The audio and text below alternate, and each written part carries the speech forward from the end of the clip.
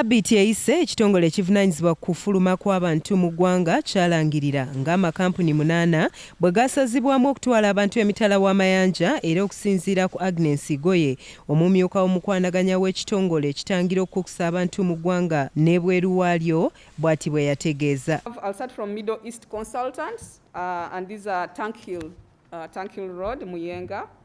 We have Ryder Uganda Limited, the ones based in Bukoto.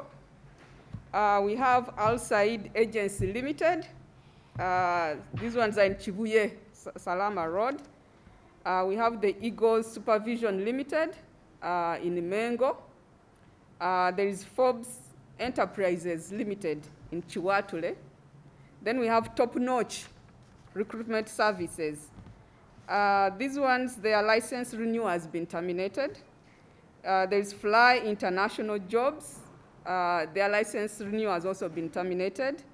There is Sahara Recruitment Agency Limited from Rubaga Division.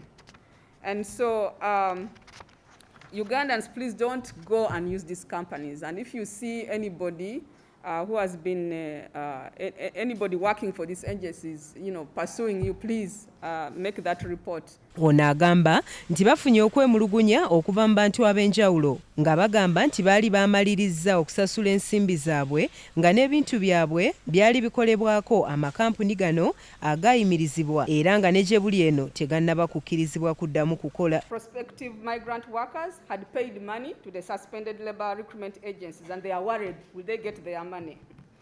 So the response, because we told them if the recruitment agencies, first of all, there are guidelines. So the monies they are charged, if it's according to the laws at gender, then let it be known. But if they are not refunding their money, they go to the nearest police station and then bring that evidence to the coordination office for prevention of trafficking, and then we follow up for assistance. Mu buufu obw'okutangira abantu okuyingira mu nnyaffe Uganda era n'okussa mu nkola amateeka agagobererwa okutangira okusaasanya ekirwadde kya COVID-19, omwogezi wa minisitule ey'ensonga z'omunda Jacob Siminyu ategeezezza nga bwe balina abagwira abaakwatiddwa nga bagezaako okuyingira mu ggwanga lyattu era nti bano baakuvunaanibwa. Ku nsalo yaffe ey'e Busia tulina abantu 42 bonna balabika ba Eritrea abakwatiddwa nga beeyingizza bokka mu ggwanga.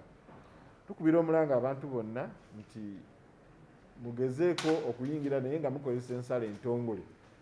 Abagezaako okukozesa ensalo ezitali ntongole bonna tujja kubakwata era tubasimbe mu mbuga z'amateeka. Eggulire lino likusakiddwa Isa Kigongo ku lwa 44 eggulo.